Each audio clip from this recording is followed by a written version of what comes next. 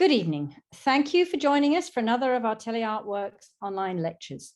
Before we begin, I should like to give you some information about the Atelier at Flowerfield, a 5013C not-for-profit organization. Our spring fall session is in session and our summer session starts the week of July 11th. Classes are online, open for registration. We offer a variety of fine art drawing and painting classes in a variety of mediums, both online and in studio. We also offer classes in illustration and digital painting. And we have a variety of paintings on sale in our online art shop. Details can be found on our website, atelierflowerfield.org. Our next exhibition will be our Student Instructor show, which opens on July 7th. The opening reception will be from 5:30 to 7:30, and all are welcome. The gallery is open 9 to 5, Monday through Saturday. I'd also like to give everyone just a heads up that we have a new 3-day workshop with a new instructor, Robert Rosenberg, who will be teaching comic and character design. So this is comic book and character design over 3 days. Each session is 2 hours. Details again can be found on our website. Tonight, our instructor, James Beihl, is presenting a lecture demonstration on painting Dungeons and Dragons. We welcome him this evening and hope you enjoy tonight's demonstration. And if you wish to ask questions, please post them in the chat room. I shall now hand over to James. Hello, everybody. It's a pleasure to meet everybody. My name is James. Before I begin, I just want to thank the Atelier for putting this on. We did a fantastic lecture last summer on the artist Sid Mead, and that was more science fiction in terms of looking at genre art, more geared towards sci-fi than fantasy. And that's a fantastic lecture. If you want to check it out, it's on, I believe the Atelier should have a recording of that lecture as well. And I also have it posted to my YouTube channel, which I'll throw in the chat later on in the lecture. I'll plug myself there. But it's a pleasure to be with all of you tonight. And yeah, just wanted to give that special thanks to the Atelier and to the board for making all this possible. It's great to be back for another summer lecture series event. So, Dungeons and Dragons.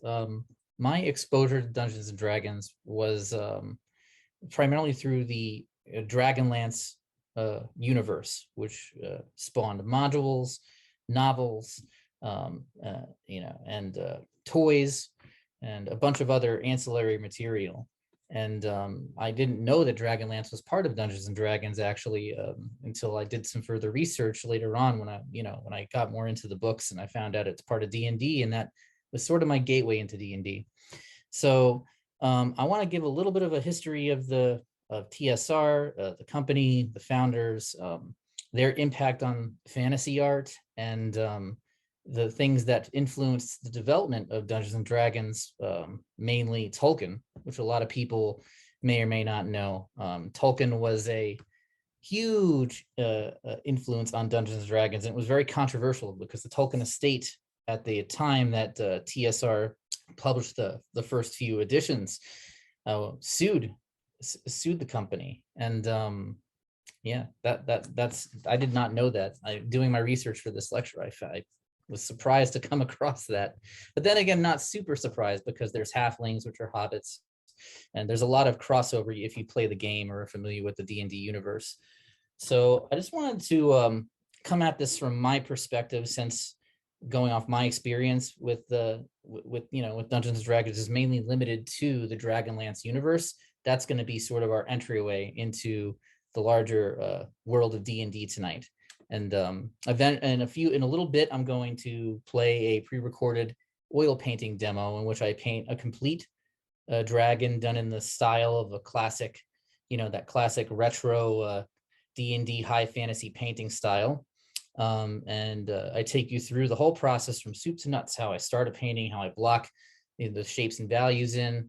There's a little bit of me designing one of the heroes in the foreground, but then we quickly dive into the face of the dragon in my painting. And then you'll get to see exactly how I start out, and then you'll see what it looks like when it's done, that section of my painting. It's a big painting, so I just focused on the dragon, the part of the snout of the dragon for this lecture tonight.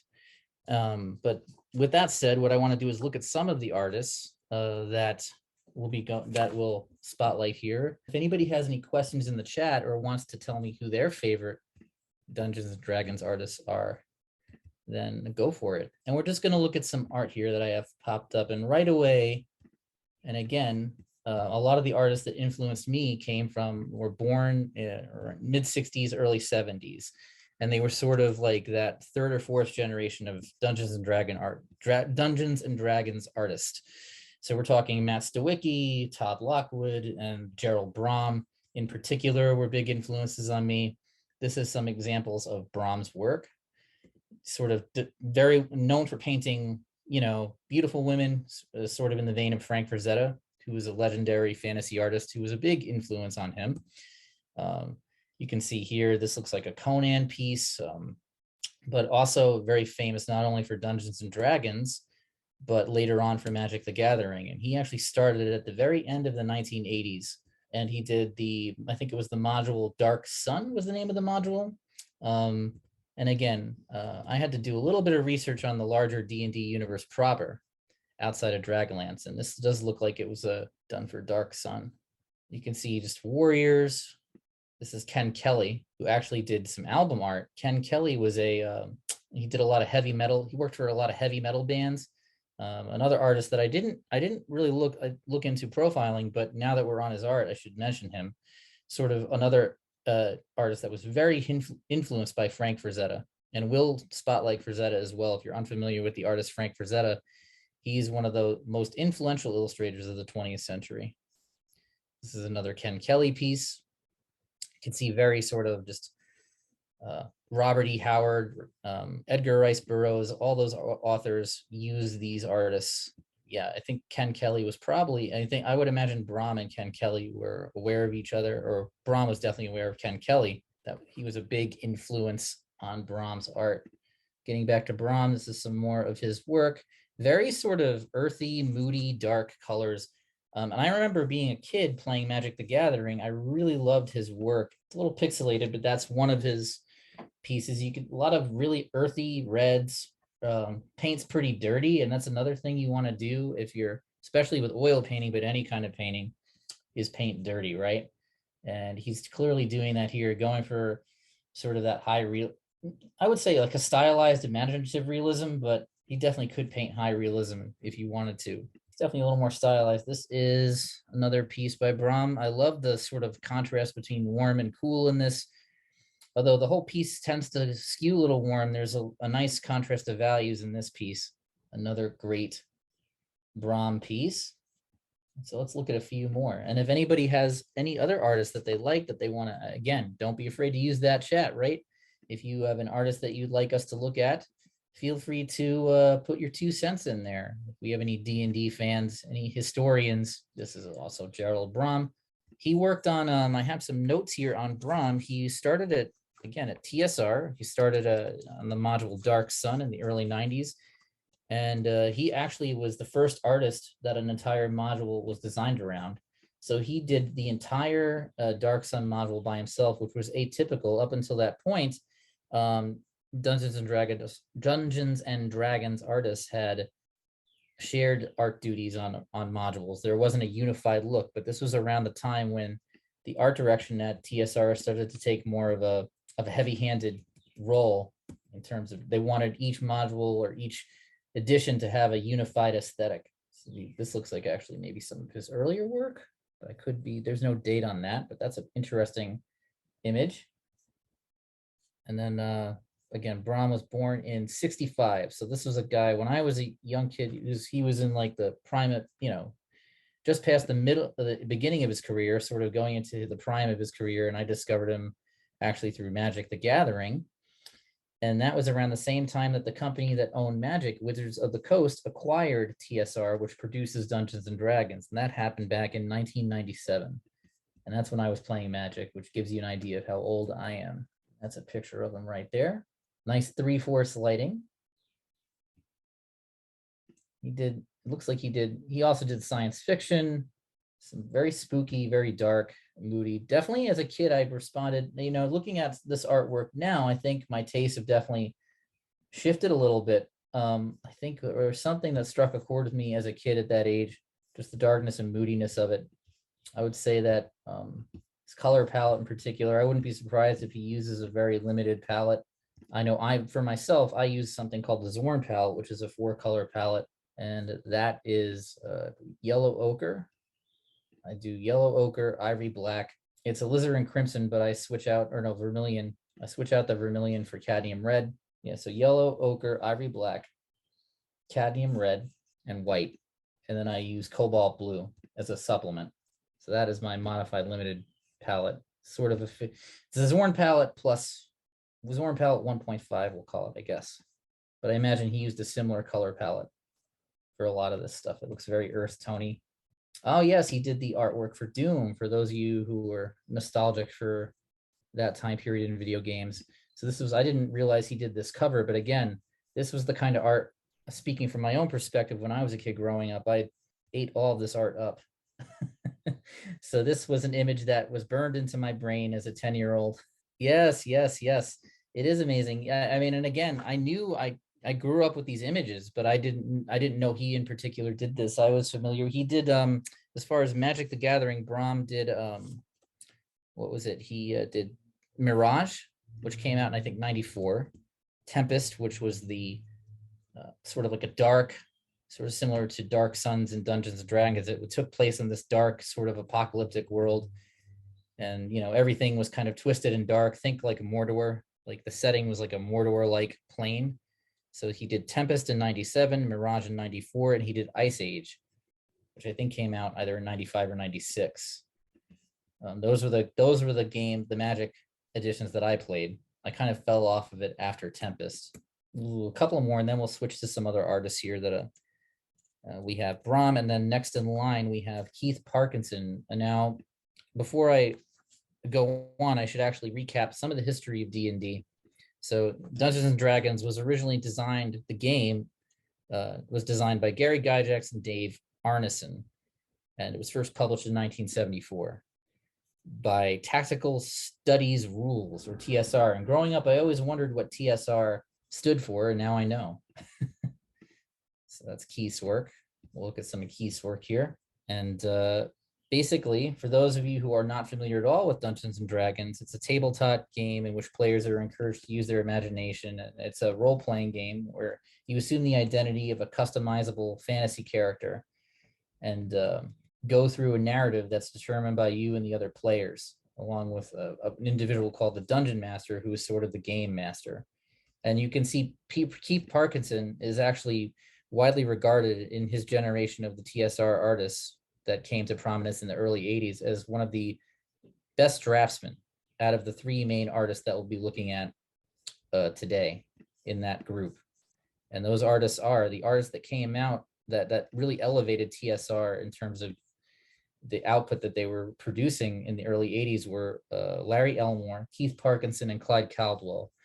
Before those 3 artists were hired by TSR, primarily TSR had used staff artists, and there were a lot of really talented artists that came on in the inception of the first editions of Dungeons and Dragons. But these three artists that came on in the early 80s were just operating at another level and really elevated the field of fantasy art into what it would eventually grow into.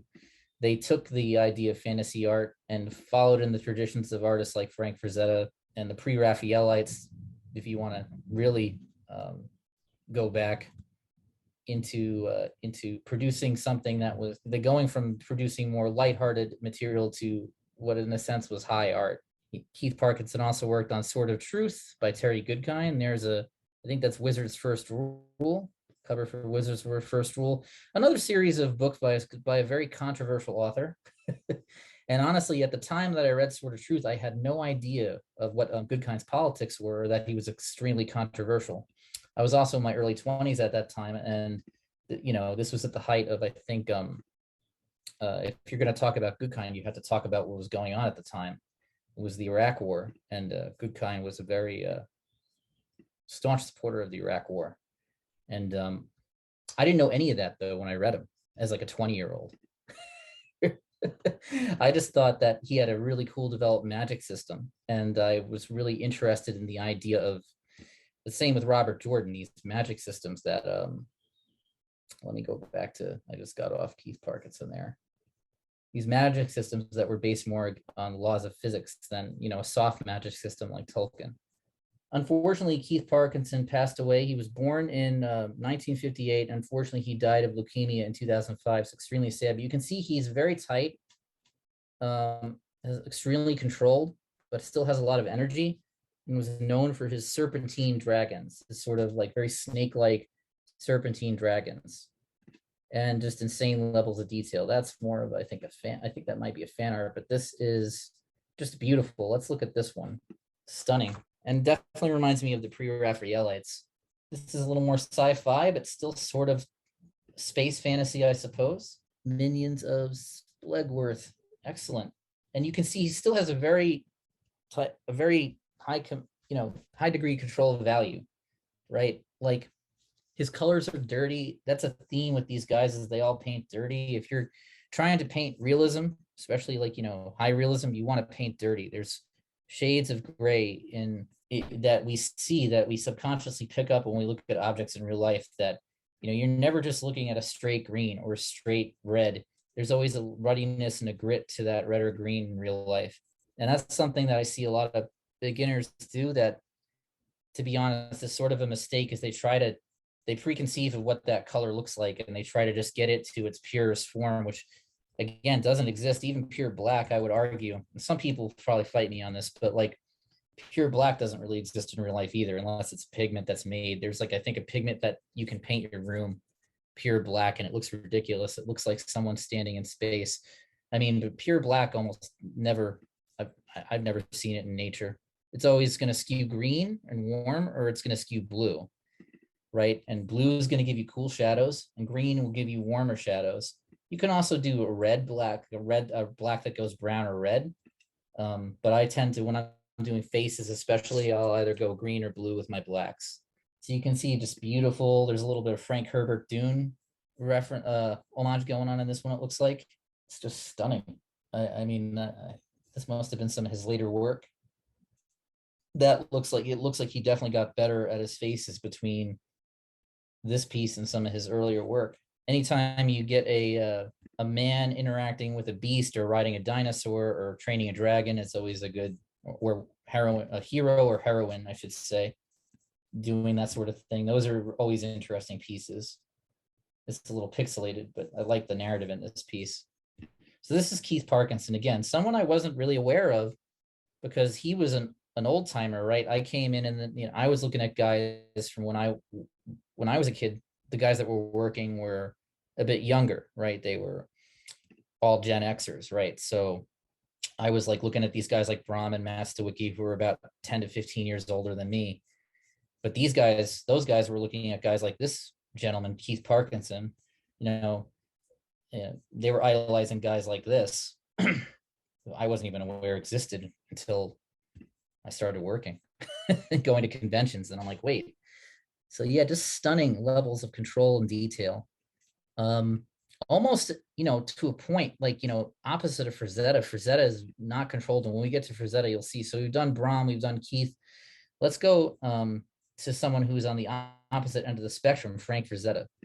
And all these artists cite this guy as an influence. Rosetta I don't think he ever did any Dungeons and Dragons work. He did work for Heavy Metal magazine, but Rosetta just had such a monumental impact on fantasy art. And a lot of the guys that came into TSR in the early 80s, like Elmore, Parkinson, and Clyde Caldwell, were definitely aware of him, and I would say tangentially influenced by him to one degree or another. But then the people who came in after that group of artists, like the Brahms and the Mastawickis, were influenced even more by Rosetta, I would say.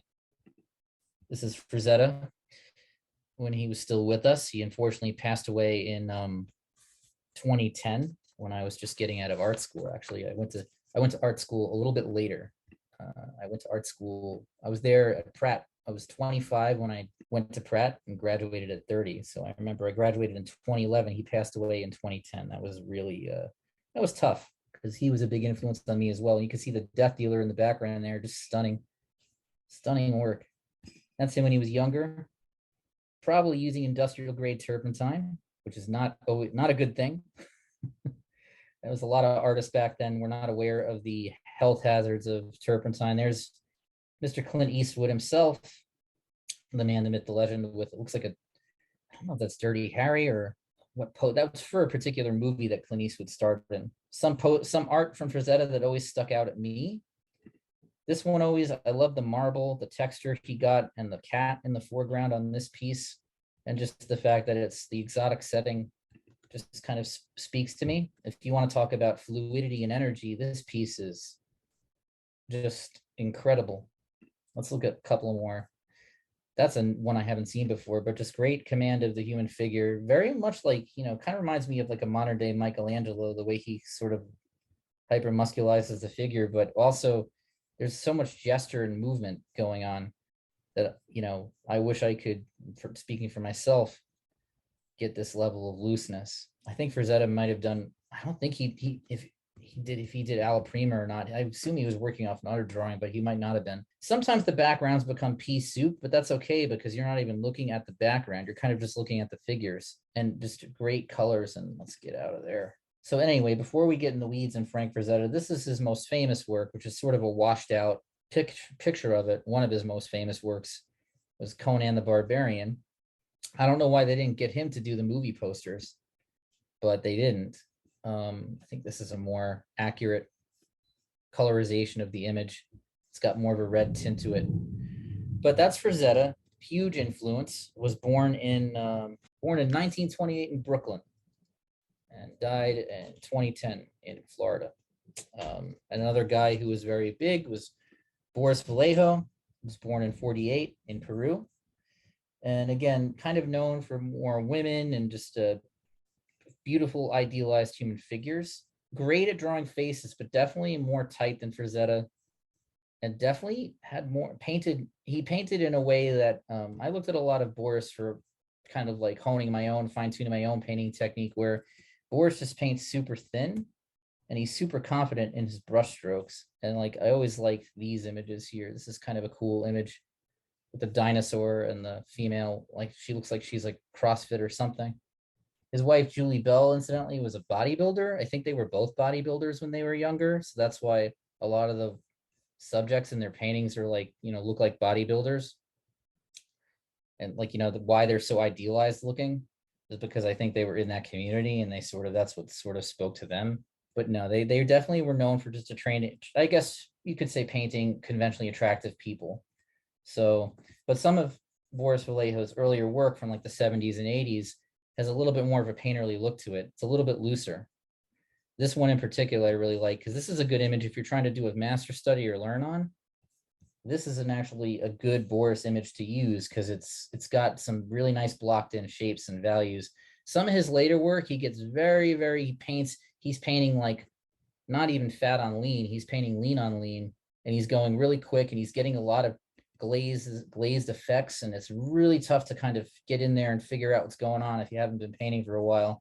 I mean, not Mirage. This is another great early work that he did that's pretty good, but you can tell even here he's getting really a lot of complexity going on with these values. He's getting the basic shapes and blocking in, but he's painting super thin, and I would guess he's painting with a sort of mid-sized to small round, and or maybe blocking in with a filbert to get those shapes. I sometimes, and you'll see in my painting demo, I use a Q-tip. It is 729, so what I'm going to do without further ado is I'm going to open up my pre-recorded demo here before I let time get away from me. That's a great question. So yeah, these artists typically worked in oil, but they could work in anything. I think a lot of them also graduated to digital after a certain point. So I have a bunch of material that I pre-recorded. I had the pleasure of starting a new painting. So let me open this up. So this is actually the thumbnail for my YouTube. I have a YouTube channel, Genre Art with JB. You're welcome to follow me on there. And this is my own dungeon, incidentally. So starts out kind of slow, but then I increase the speed later on. So I'm zooming in. Right now, the face is not where I want it to be, but you'll see me sort of course correct. That left eye basically is off right now. So I go in, I step away, and I come back, and I kind of correct this left eye. you can see I'm just blocking in.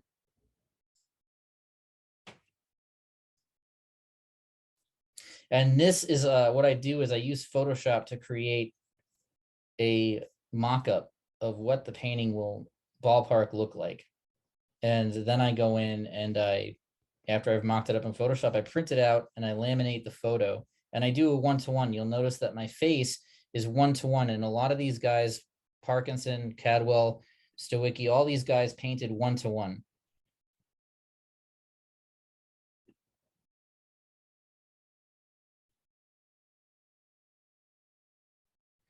And you can see I'm going with the small round. What I usually do is I usually will, if I'm working, not for a demo, I just want to preface what I'm about to say here.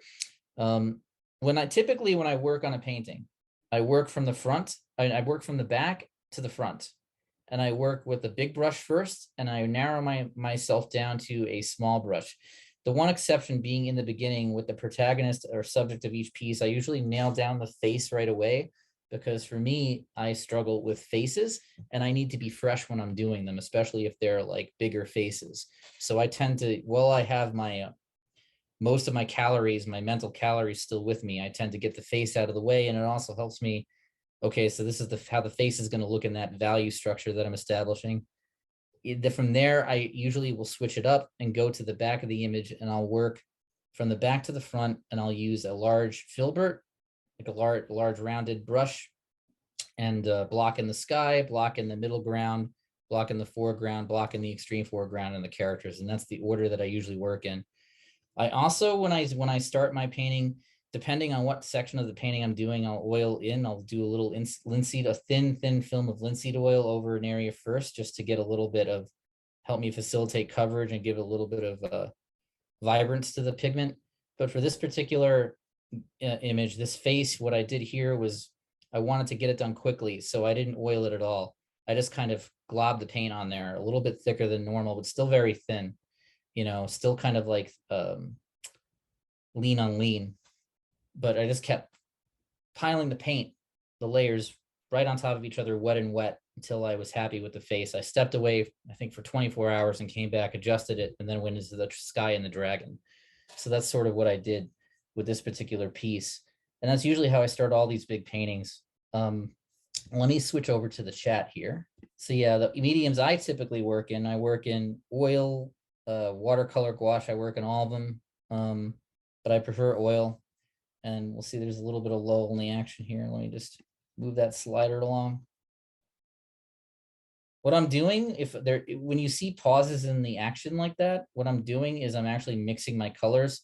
I did record myself mixing my palette. Again, I use a Zorn limited palette, and I do what's called like a gray line, where I mix a white to black with a grayscale. I have a grayscale slider that I use, and then I mix my colors that I'm going to use in either the face or whatever section of the painting I'm doing that correspond in value to that to that gray line that I made.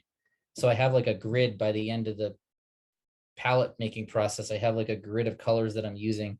And then what I'll do is, again, you'll notice all that splatter of oil paint.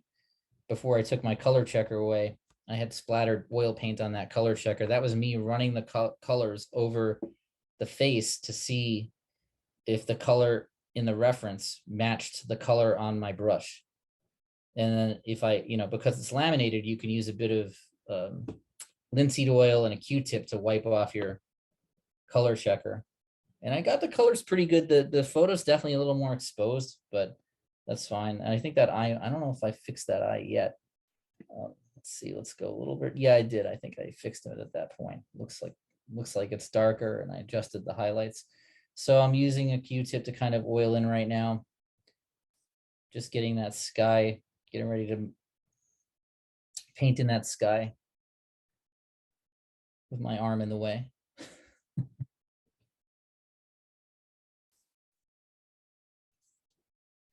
And then next, after I do the sky, I'm going to get into doing the dragon. Some of the other artists that we didn't get to, I had a whole bunch of other artists I wanted us to look at, but we can discuss them while we have this playing. We have Todd Lockwood, who is actually a big influence on. He's an artist I recently discovered in the last couple of years or so, and he sort of came in the 90s. along with Brahman, revolutionized the way that dragons are painted. Before that, the anatomy on dragons was kind of inconsistent at TSR, but Lockwood kind of came in. I'm getting the excess off so it doesn't drip right there. And he based his dragons off of cat anatomy. And you'll notice in my color checker, I don't know if I pan over to it, but one of the references that I stitched in there was a leopard for the body of the dragon. And yeah, I have a whole setup down here. I work with movie studio lights. I have some movie lights that I put on either side of my canvas, because you want to work in museum quality lighting if you can. So you want to get and the Atelier has those lights as well. I think I forget the name, escapes me, but they're the black track lights that you can get. Yes, museum quality lighting would be not too yellow, not too white, just even 50-50 lighting. And I would say whatever, when you walk into a museum, that even, you want nice, even lighting. You don't want a distinct light source from anywhere. I would say middle of the day with the light on, right? Picture your living room with, the door closed, middle of the day, light on, overhead, a nice ambient light, right? So you can see how my surface is fairly bright. You can see that the guy's face is pretty visible. If I turn the light off on that right now, he would look a little bit more contrasty like he does in the photo, but that's because I have the light on either side of the canvas as well. You never want to put your light, when you're painting, you don't want to put your lights facing your canvas. You want the lights either above your canvas, beaming down, or you want the light on either side. I have two lights on either side of my canvas, or in this case, my board, I should say, and they're both facing my board. And right now I'm just kind of going in with a big brush, and this is more typical of what I would normally do, where I start from the front and then work my way forward. But hopefully that answers your question as far as museum quality lighting. It's just a very even, sort of midday, even ambient light. Not too strong, not too gallery lighting is another way of, where it's just more ambient. You can't really tell, okay, where's this light source coming from? A lot of people get weird about their paintings if they do a painting in museum quality lighting and then they take it home and look at it again. They don't like their painting, because what happens is they're looking at it in dark light, and it looks messed up in the dark light because they didn't paint it in dark light. They painted it in museum quality light, right? But a lot of people get thrown by that mentally, and then they go back into their painting and they'll ruin it. You know what I mean? So it's something that you want to be aware of as you're painting, that you want to bear in mind. Your painting's not going to look good with the light off, right? Or with a dim light. It's going to look good in the light that you painted in. So you want to try to bear that in mind. And I'm trying to get that milky sky that I see, just laying in some clouds, laying in some shapes. And you can see I definitely am not like a fast painter. I kind of take my time. I actually did this, believe it or not, quicker than I usually would work in an oil painting. But yeah, just laying in some clouds.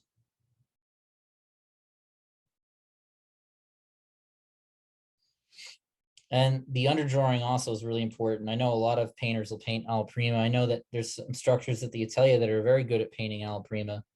But for me, I come out of more of an illustration background. I worked in comics professionally. I worked for an agency called Glasshouse Graphics for a year or so, and then was doing a lot of independent work before that.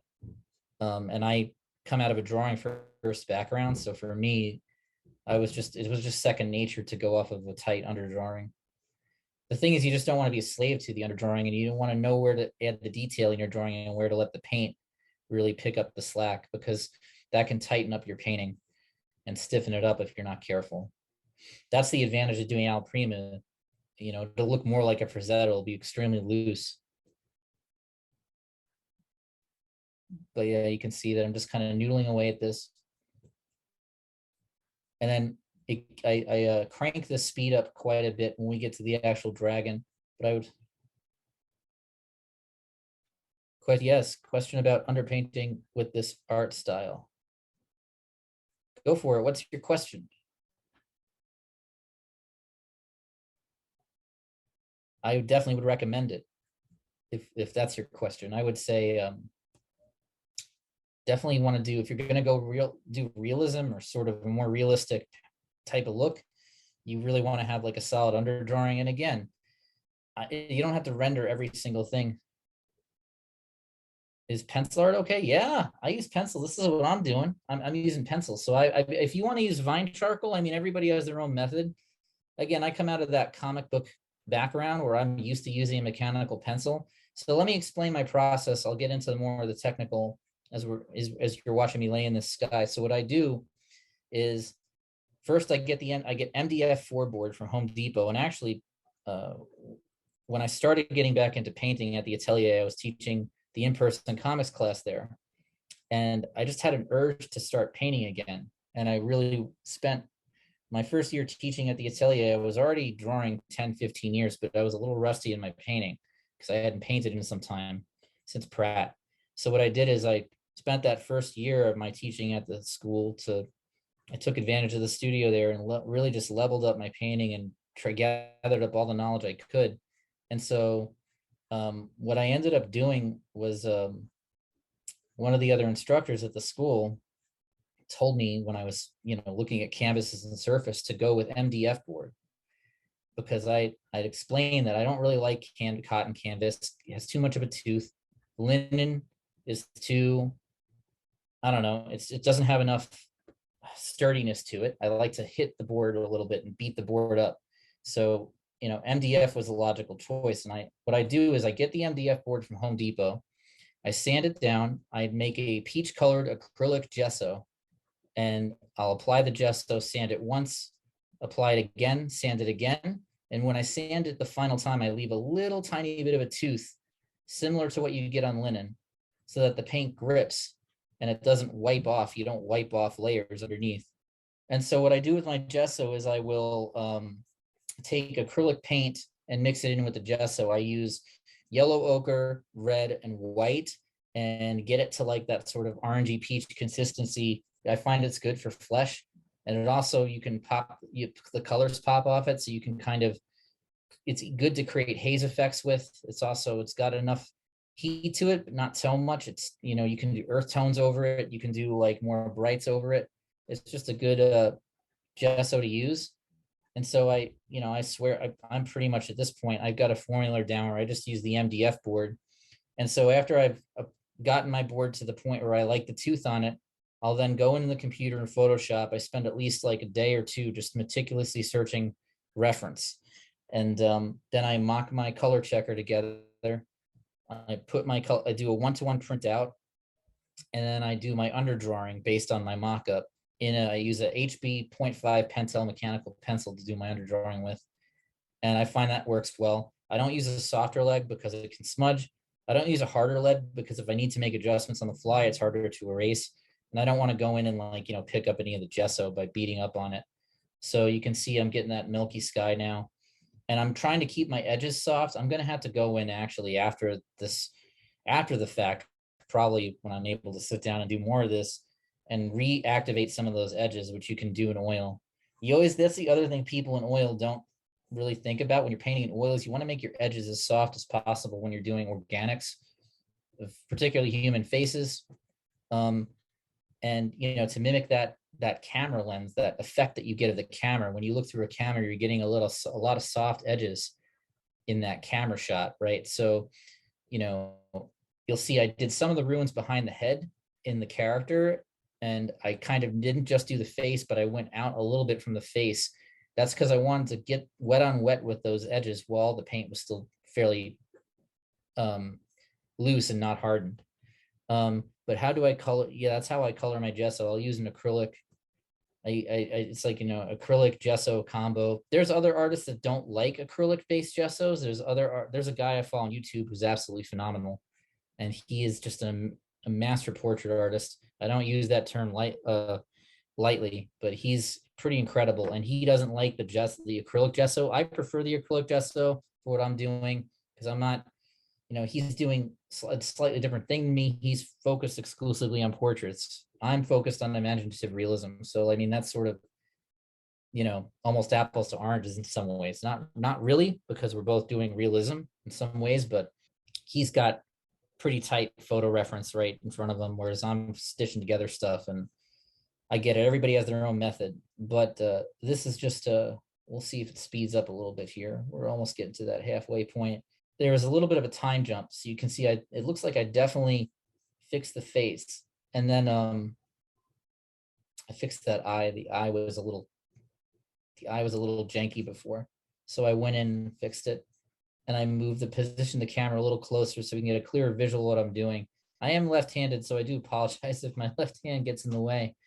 I'm going in with a small brush here because for the purposes of the demonstration, I wanted to do one section of this painting and get it to a complete finish so that you could see how it looks when it's kind of started and how it looks when it's finished. Normally what I would do is, again, I would block in more of this with a big brush before going to like a tiny brush like this. But the advantage to doing it this way, is because I did this for a demo. Now I have the dragon's head sorted. I can always go in after it's hardened and do a glaze on it. If I want to add more detail, take detail away. And I still have plenty of room to play with the background too. So, I mean, basically, if I would say if faces are something you struggle with, and again, for me, particularly, I think human faces just are so difficult. I think one thing you need to do is, for me, I need to be mentally fresh and my head needs to be clear when I start a new painting like this. And I do the face first, get it out of the way, get it sorted.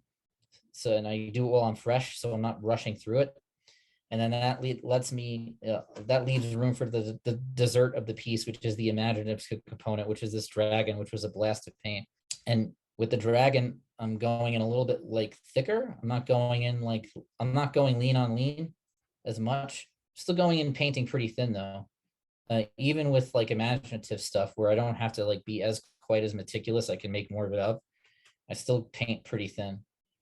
I'm not like one of these guys that does like impasto, but we had some fantastic painters at the Atelier that do like impasto stuff, and they work large format and all that stuff. This is like the biggest I usually work is 18 by 24.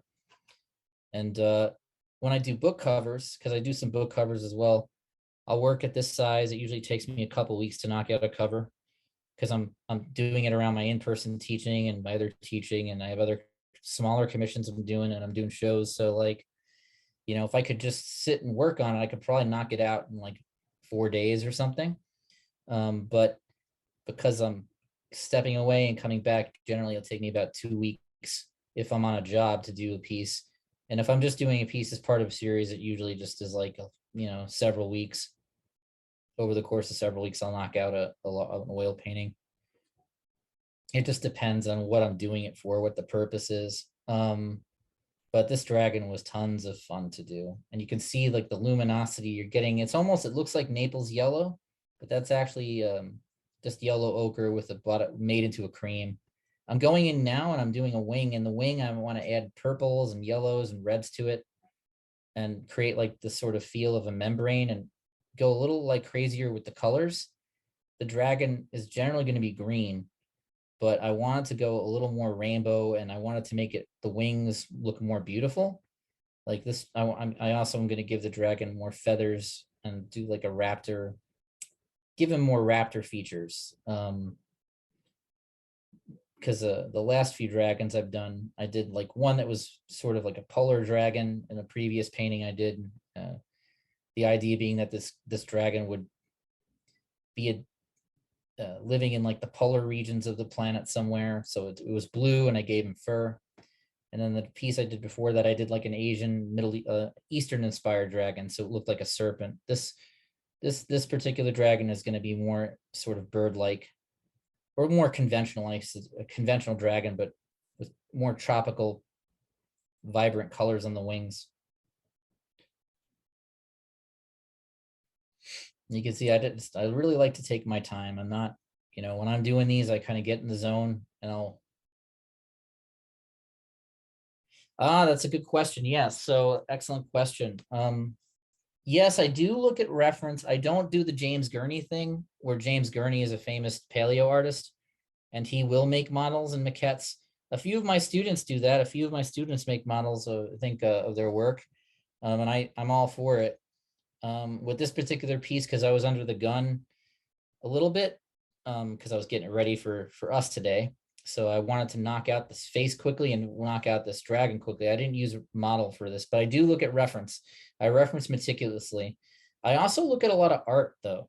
I don't just look at photos. I'll look at like to see how an artist like Todd Lockwood again really has like been influential in how I approach draconic art. Like he looks at a lot of animals that you wouldn't necessarily think to look at for dragons, like cats, and animals that have defined musculature. And then he's also very good at sort of indicating scales, but what he'll do is lay in the tone first. So what I do is I lay in my tone first, and then I go in and I'll do the scales. And you'll see later on when I go back to the dragons, the actual face of the dragon, I'll end up at a certain point laying in scales over that dragon. Right now, I'm just doing the values and the under the tones, and then I go back in and give it texture later on. But yes, I definitely, models is something I've played around with doing more of, but I definitely use a lot of meticulous reference for like reptiles, and but not just reptiles. Iguanas, if I'm looking at reptiles, I'll look at iguanas because they have some cool scales. They have those crazy scales under their jowls, those big oval scales that are cool. I look at cats as well. Just I think Lockwood is onto some cool ideas when it comes to that. So I'll look at a lot of cats for dragon reference. I'll look at dinosaurs. I've looked at a Tyrannosaurus Rex for my polar dragon. I was referencing a T-Rex. Sometimes I'll go look at movies and I'll pause movies if I see a shot from a movie I like. If it's like a Stan Winston, joint where the T-Rex looks amazing because ILM designed it. I'll look at a scene that has the T-Rex roaring and I'll pause it and use that as reference. And I try not to do things that are, when I'm looking at photo reference, I try not to get stuff that's overexposed or like washed out. That's something I did in the past where I would just, my stuff looked washed out because I was getting reference that was like washed out, right? So you don't want to get artwork reference that's overexposed. I imagine for like doing models though, you could probably use Sculpey for that. Just you need to have an oven, right? You need to be comfortable with Sculpey. I've dabbled in sculpture, but mostly pumpkin sculpture. I do pumpkin sculpting. In the before times, before 2020, I was doing it every October, and then forget about it after 2020. I did it last year, but I was up in Vermont for about a month, and then I was splitting my time between Westchester, where the studio is, and Burlington, Vermont, which is where I am now, and that was insane because I had to rent a U-Haul, and rentals. That was just when rentals were spiking. So I don't know if I'm getting married this October, so I don't think I'm going to be doing it this year. But the pumpkin sculpting is, I don't know if you guys have ever been to a pumpkin sculpting event. They're pretty cool. But yeah, that's a great question. Do I look at reptile reference? Yeah, but I tried to also look at other animals too. Monkeys, bats, cats. Cats are good. Dogs even. Giraffes. Depends on the type of creature you're designing. I mean, this particular dragon was a lot of fun to work on. And let me see here. Let me just go to the slider and see. Oh, wait, we have time. Let's see. Let's check the time. 57. We got plenty of time. But yeah, if anybody else has any other questions, I mean, feel free to ask away. I know that we have, let's see what other artists we have. Matt Stawicki was another artist that was a big influence on me. And Matt Stawicki is one of these guys that paints primarily in oil now. He also has a YouTube channel called Stawicki Shop, which has not enough subscribers, in my opinion. So it's criminal how many people don't know about his channel. He's got like, I don't know, under 1,000 subs, but he's an incredible artist. And I imagine he's an older guy. So maybe when I say older, I don't mean old. I mean, compared to, I'm 40, so he's probably in his mid 50s.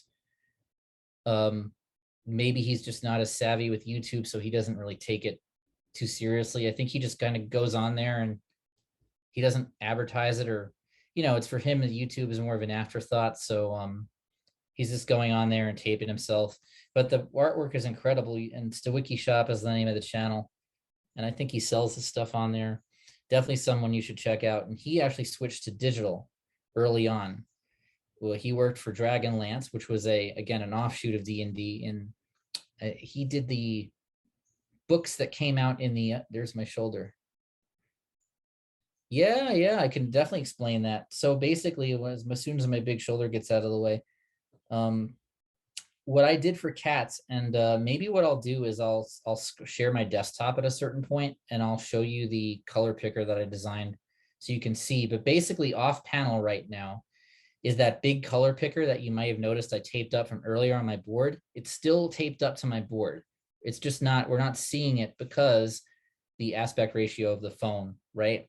But what I did is I took a picture of a leopard crouching, and or no, lioness, excuse me. I took a picture of a female lioness crouching, and I stitched it into my Photoshop collage, and I took a illustration of a dragon that I really liked. It was black and white, which actually helped me out with this one. So I was seeing just the values, and I Photoshopped the illustration of the dragon from the head down to the neck on top of the crouched lioness. So the body is a lion's body, and then basically, like when you get to the musculature. So I look at the musculature, and like basically the wings on my dragon tend to, the muscles that connect the wings to the body will snake over the shoulders, the shoulder blades of the front legs. So they kind of work into those front shoulder blades. You can kind of barely see it off to the right. Some of the, where the muscles are bunched up, there's a wing. It's a little hard to tell, but by that chain starts to, the wing muscle starts to form and go up into the wing that's near us.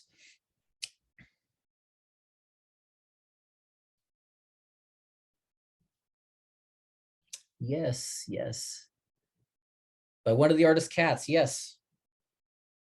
Excellent. Yeah, that's a great, you know what? It's funny you mentioned those movies. We watched, my fiance and I watched How to Train Your Dragon the other day, and they're such delightful movies. I forgot how fun they are. And the design is great in those movies. I love the way they did the dragon riders, like Hiccup with his mechanical leg. But yeah, the cats are great because they're lithe, they're sort of predatory, but they're also elegant and, like, you know, kind of regal, right? You know, cats have that regal bearing. When you go to pet them, they look at you cross-eyed, and they look at you sideways like you're a peasant or something. At least my cats look at me like I'm a peasant. Um, you know, I go to pet my cat and she looks at me and was, what do you want, peasant? Um, but yeah, you know, cats are great. I miss, the place I'm at up in Vermont is beautiful, but we can't have pets here. So we have an entire first floor of a house and a basement and a porch, but no pets. So I had to leave my cats with my folks when I moved up here. So I was kind of bummed about that. But we had 5 cats before. When I was in New York, we had 5 of them. And cats are really, they move in a very interesting way too. Um, uh, and you can see slowly like layering in the texture and scales now. And I'm trying to preserve doing what we call preserving the abstraction. Like I'm not, it looks like I'm rendering this thing to death, but I'm really not. Like if you zoom in, it gets very brushstrokey really quick, kind of like a Sargent painting. Like if you ever look at a John Singer Sargent, and I'm not saying I'm anywhere near as good as Sargent. I'm not. I'm very much a student myself.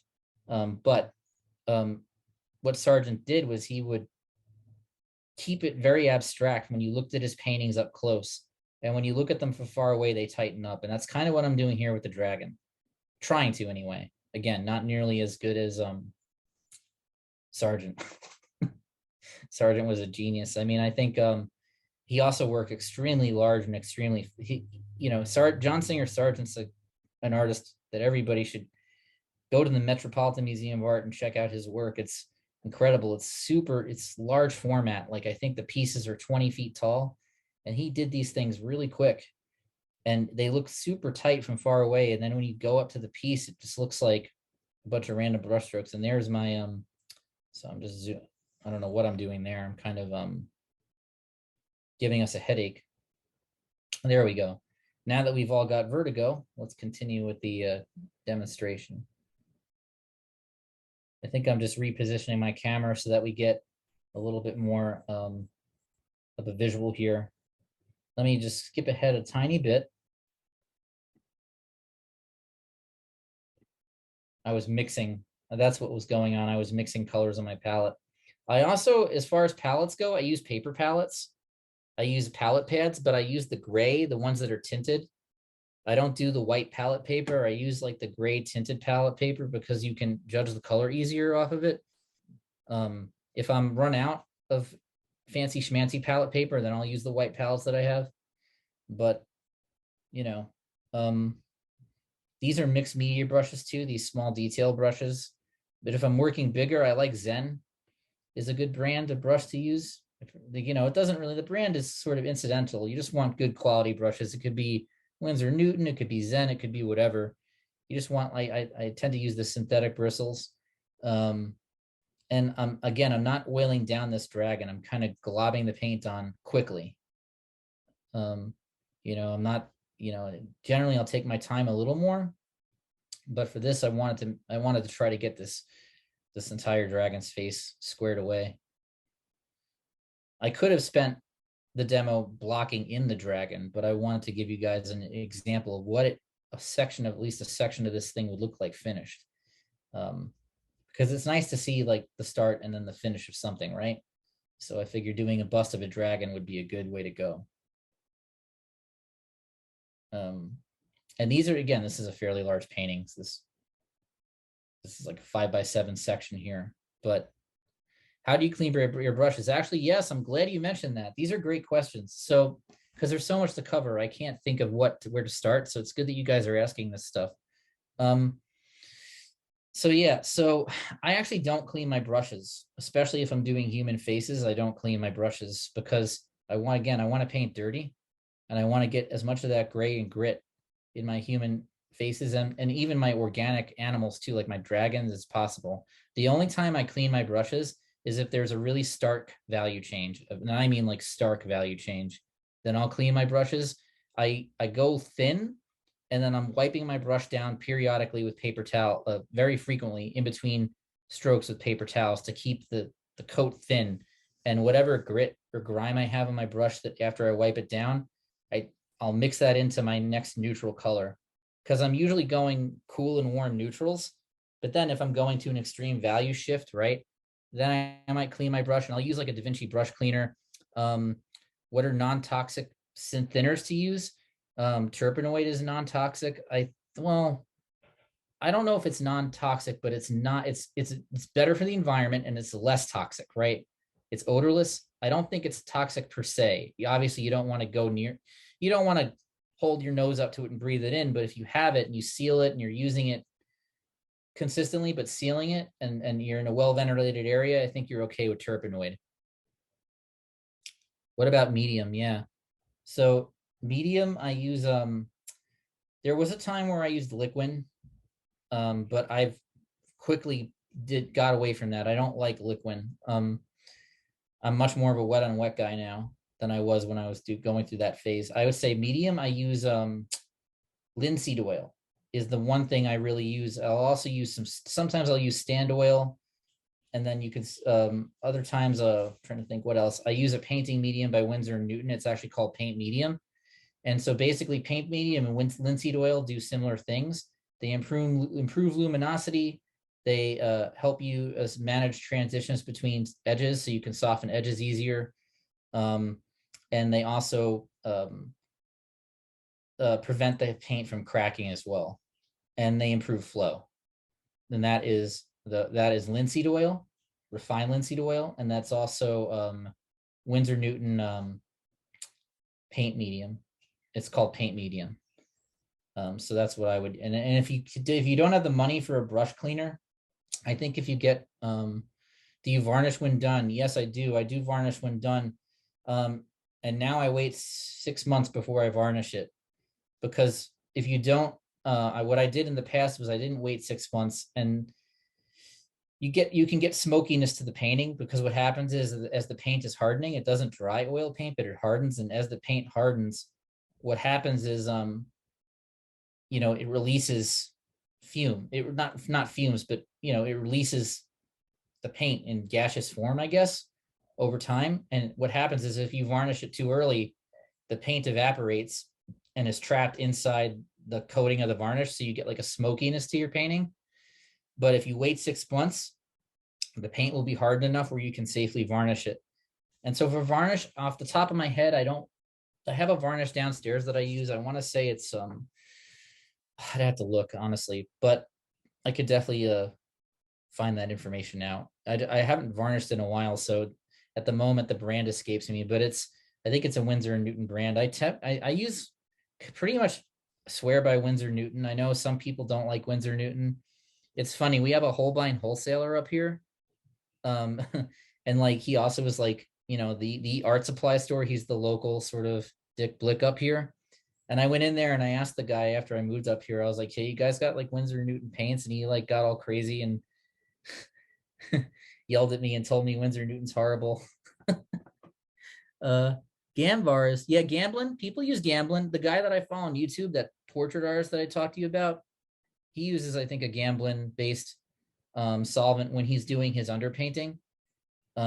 He paints differently. So there's another way you can paint too. If you're more into portraits, what this guy does, he draws the paint, he uses graphite, he works on linen.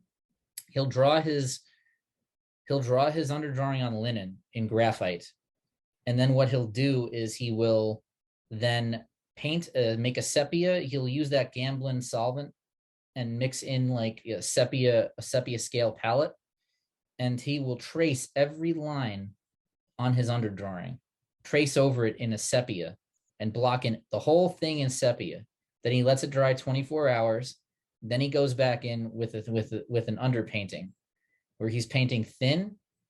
And he's using more of that Gamblin solvent, I think, but not saturating it, a tiny bit of it, not too much, so that you can get coverage.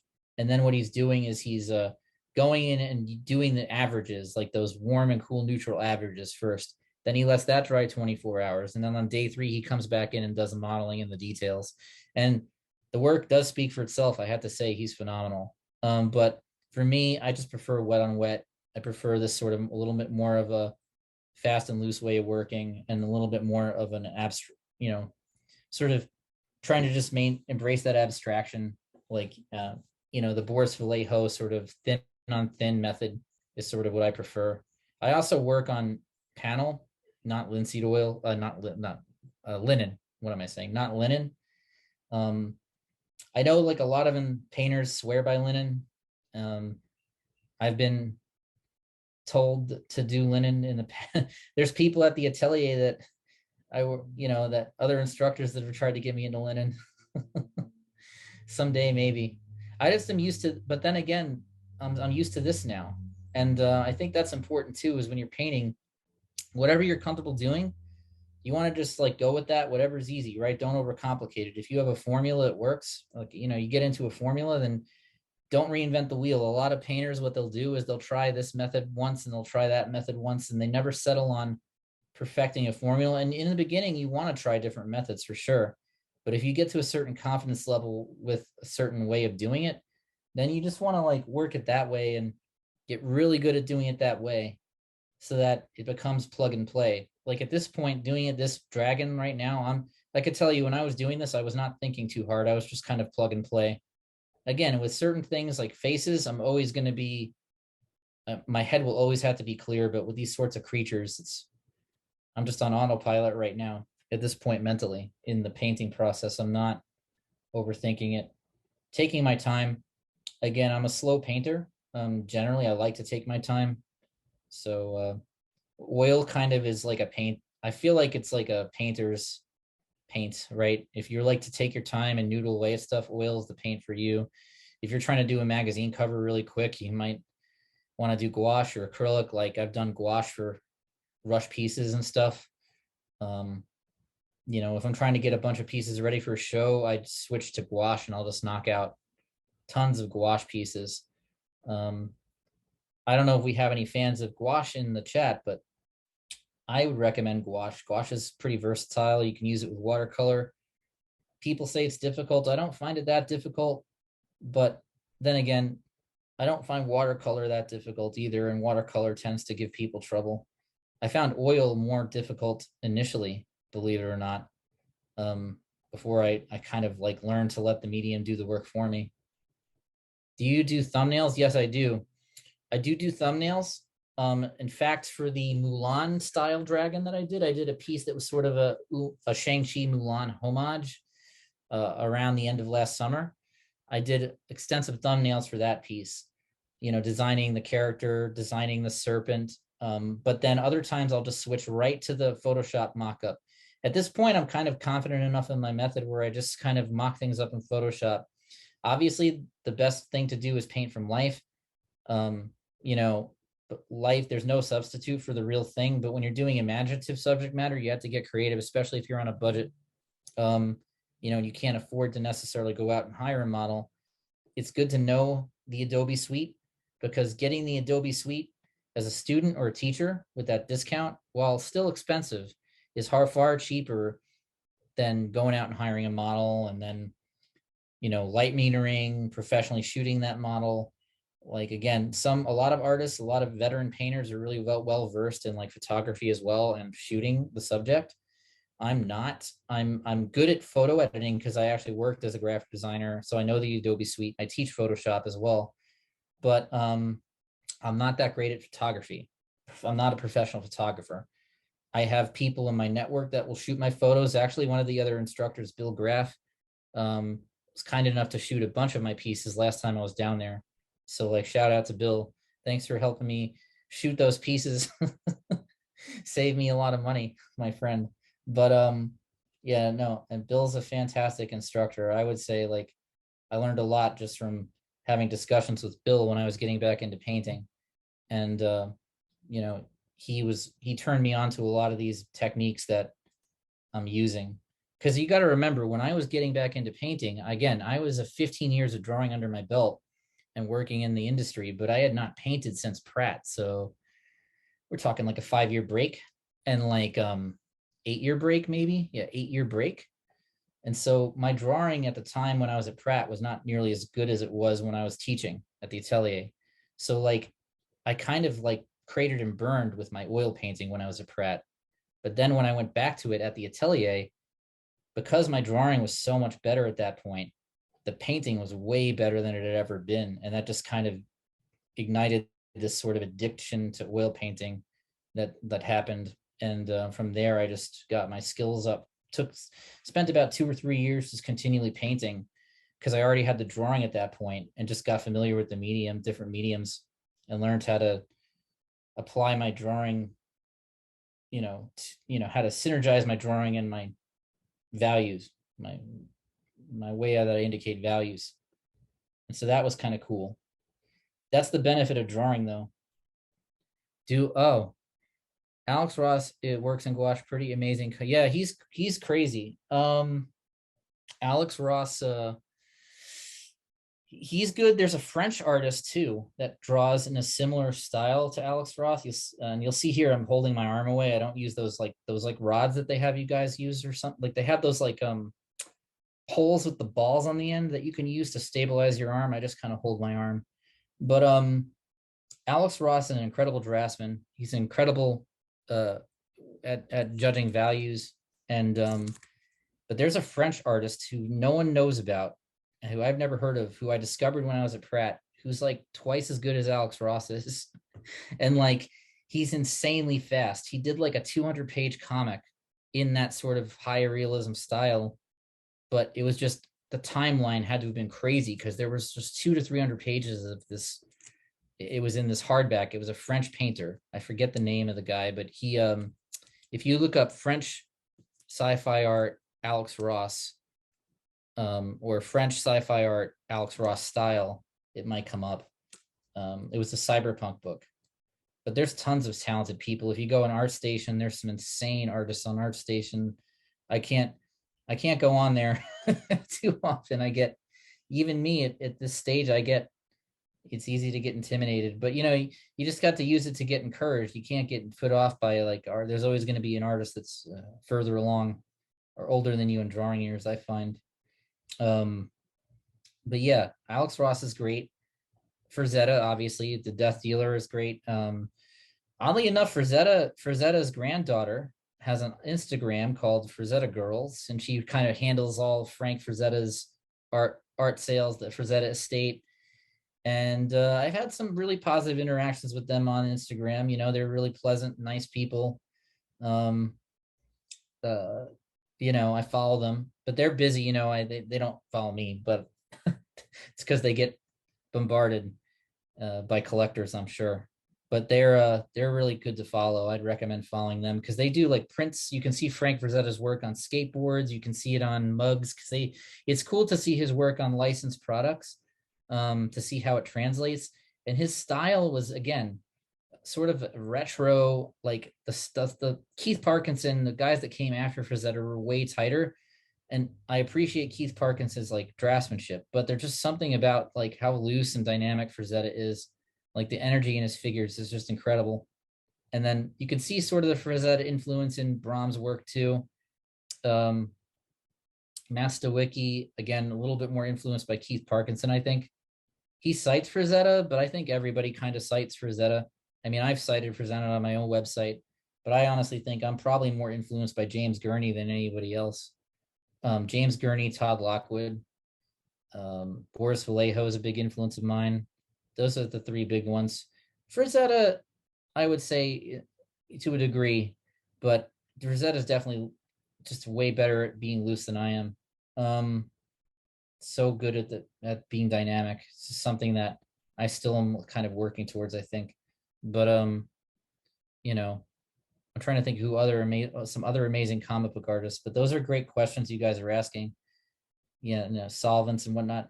There are other, you know, speaking of like paint mediums and solvents, there's like other there are other teachers, you know, that I've talked to, and that they're all about liquid, and they're all about using liquid to speed up drying time, and they're all about this or that paint medium. But I try to keep it fairly simple. My color palette that I use, again, I think I mentioned it's a Zorn limited palette. There's also the Riley palette, and the Atelier at Flowerfield does teach the Riley method.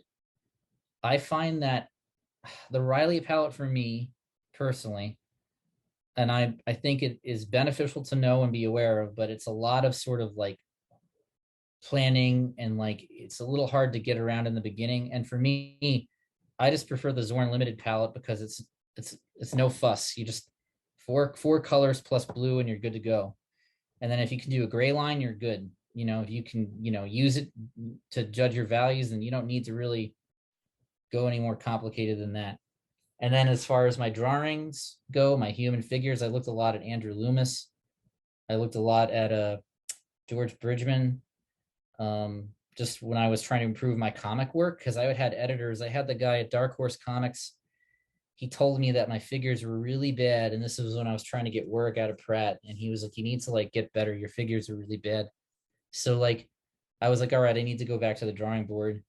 And then I just started looking at Andrew Loomis, and I said to myself, "You know what? I'm gonna forget trying to draw like a style. I'm just gonna draw everybody that I'm gonna make everybody look like an Andrew Loomis figure, and then I'm going to show these editors. And if they still say that I'm horrible at that point, then I know there's something fishy going on, because you know I'm just going to be." And luckily I definitely got into an agency after I retooled my style. I got into a talent agency, but I mean, worked for a few companies. But I mean, you know, Andrew Loomis is a great artist to learn from. Right now, I'm just blocking in the teeth. Finally, we're getting near the end of the line with this thing. And I'm doing like cream, but then I also am going to mix in some grays. Like right now, that's a super bright tooth. I had a lot of fun doing the eye on this guy. Like the eyes, little details. You know, you need, you know, just getting those scales, get the light coming off those scales, trying to define your light source.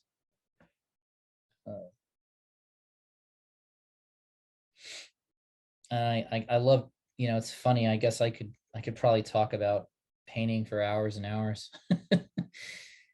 This week was interesting because again, I had art camps all week. I teach in person up here with the Burlington City Arts. There are another 501c up here, and so they had art camps all week. So I was doing this in the early hours in the morning. But yeah, I'm trying to think who else is a big influence besides Matt Stewart? I mean, again, we mentioned James Gurney. James Gurney is an artist you want to look at. There's some great books that he did. James Gurney did a book. It's called Color and Light. It's basically it's more academic. It's like basically how does Gurney paint? Like what makes his painting method work? And it's instruction. It's an instructive book. It's like instructional. So if you want to learn how to paint like James Gurney, you could pick up Color and White. He goes over what he considers to be the principles and fundamentals of painting in that book. And then if you want to learn more about Gurney's career and basically get a book that's an awesome portfolio of his greatest hits, then you want to pick up Imaginative Realism by James Gurney. I have both books. Again, Imaginative Realism is the more fun book to look at because it's less academic. It's more just, these are James Gurney's greatest hits. And it's just a book of his art. And it's like a concept art, like an art of Star Wars. Yes, I also work digital. Again, I did mention I teach Photoshop. When I paint digitally, I paint in Photoshop. I know a lot of artists, whatchamacallit, a lot of artists use Procreate now, and you can do some fantastic things in Procreate. And again, a few of my adult students who are a little younger, they're in their 20s, they all use Procreate. I still swear by Photoshop. Photoshop's expensive and Adobe's annoying, but if you can afford the Creative Suite, which not everybody can, it's definitely a luxury purchase, and especially times are tough right now. But if you can afford it and you're fortunate enough to be able to afford it, I would highly recommend going with the Adobe Creative Suite. Procreate's also a fantastic program, but the versatility you get with Adobe Photoshop is just unparalleled. And you can, again, if you look at Matt Stawicki's artwork, if you do Matt Stawicki, Google Matt Stawicki Dragonlance, you'll see that his book covers look like they were done in oil paint, but he did them in Photoshop. And he did these back in 2000 with a primitive version of the program. So the power of Photoshop is real. And I would recommend, I think a lot of video game companies, and I know Gabby's son works as a video game artist, so he could speak to this better than me, but from what I understand, it's similar in tabletop game design. It's similar in comics. A lot of video game companies, entertainment art companies are going digital because of the timelines and the deadlines, and it costs less. So it's just a practical thing. But if you're really good at traditional art, they'll still hire you. Like I think Wizards of the Coast recently hired a guy that I'm friends with Facebook on. His name is Stephen Russell Black. He's a really good artist, paints in oil, and they hired him last year to do a piece. So I mean, you can still get work. Yeah, yes, you can still get work at Wizards of the Coast. Painting in oil if you're really, really good and you got a style that they like spark to. If all that matters is it's really awesome. All that matters is the image, really, right? So if you can paint good in oil, then that's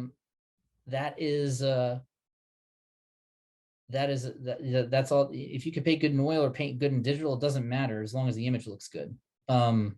But a lot of people like Photoshop because you don't have to sit there and mix the colors. You don't have to sit there and prep. If you're tired, you can sit in your desk chair, turn on your computer, and you could just go, right? And it's very convenient. I did a few Isaac Asimov fan arts in Photoshop as like proof of concept book covers. And that was fun. I did that last year, and I've done some digital portrait stuff. I prefer oil, but I don't mind working digital either. And I think it's totally valid. Yes, Photoshop over Illustrator. So my relationship with Adobe Illustrator is interesting. I worked before I got into illustration. When I got out of Pratt 2011, 2012, I worked as a graphic designer for Victoria's Secret.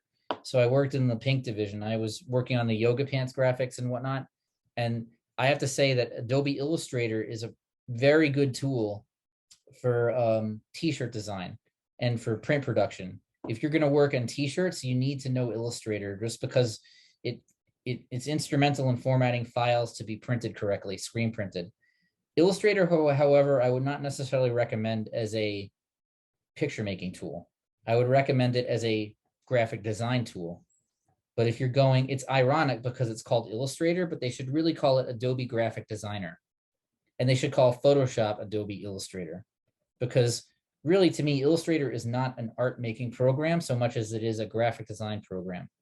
And it's really good for production oriented artists, print production oriented artists who want to do great t-shirt designs that have no printing hiccups in them.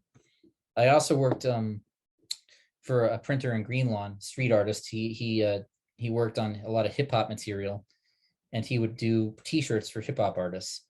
And we used in that role as well, I used a lot of Adobe Illustrator, and I was editing graphics and fitted hats and, you know, all that kind of stuff. And it was funny because everybody else at the office was into like rap music, and I was the only guy there who didn't really listen to rap and went to comic conventions. That was interesting.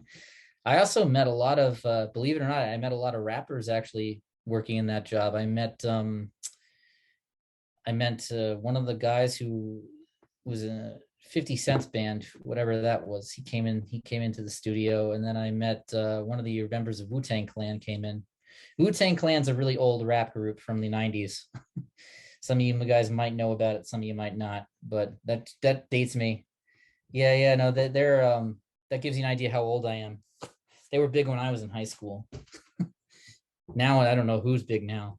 But yeah, he came into the studio, and they're big comic book guys. So I showed him some Batman drawings I was doing, and that was right as I was getting work with the talent agency. So I got work with the talent agency, and then I left that job after because he was paying me. He was a nice guy, but he was not paying me that much to commute into Greenlawn. It's just a rough commute for not that much money. So, but it was a good experience. I would say Photoshop is the way to go, though. Like if you're trying to do this type of stuff, like, you know, imaginative fantasy art, or Procreate, right? If money's an issue, you can use Procreate. And my student Jonathan is really talented and uses Procreate. He does some fantastic stuff in Procreate. I'm trying to think. I think some of my other students as well, who I've taught in the past, they all use Procreate because Adobe's a ripoff.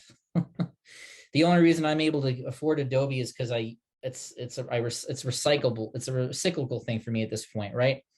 I teach a lot, and then I get paid from teaching, and then I can write that off, right? And then I take the write off and I apply that towards, you know, I can apply that plus other things that, you know, I can write off towards my Adobe membership or what have you. So for me, it's the economics work out for me to have Adobe and get the subscription.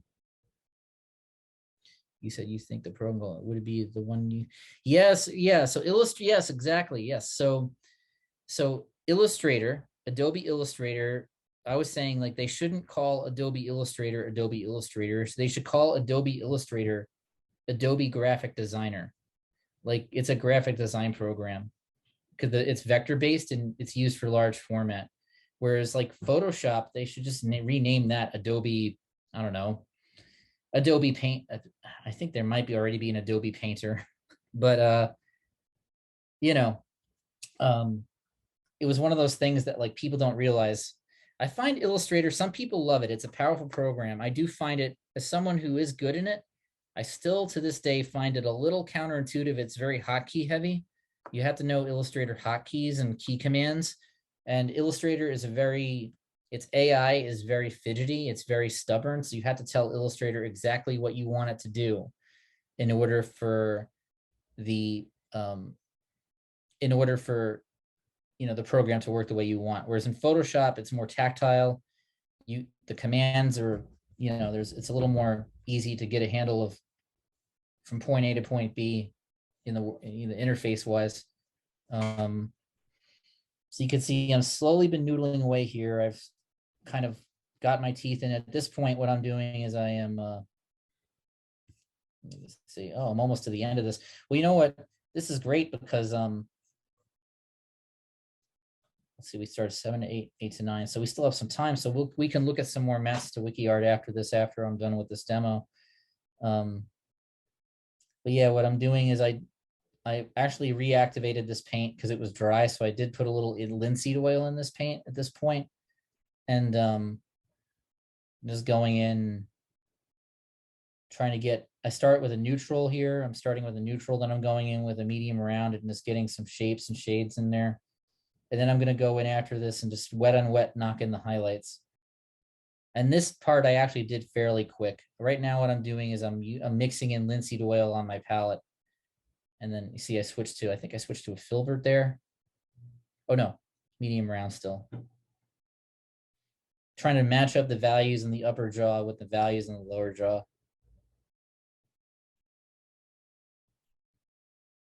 Yeah, and this is the fun part. You just noodle away and just draw in shapes. And then if, example, you could keep rendering this in. If I wanted to make this a little tighter and smoother, I could, but scales are kind of rough and weird looking. So like I wanted to be a little more abstract and brushstrokey. Whereas like if I'm doing human skin, I try to eliminate those hard edges as much as possible. And like I think faces have that. The thing that makes faces so difficult is that we look at faces all the time and we've evolved to kind of spot features on a face and as humans. And it's the uncanny valley thing where like, if a face looks messed up, you can just tell, even if you've never drawn, like, especially if you mirror test it, you can tell right away when you flip your drawing in the mirror, if an eye is up here and one eye is down there. And I still go through that even now. Every artist goes through that. Even the guys who were masters go through that, right? Like the ones who have been painting for years. I'm sure if you asked James Gurney, do you still like draw an asymmetrical face once in a while? He'd probably say, yeah.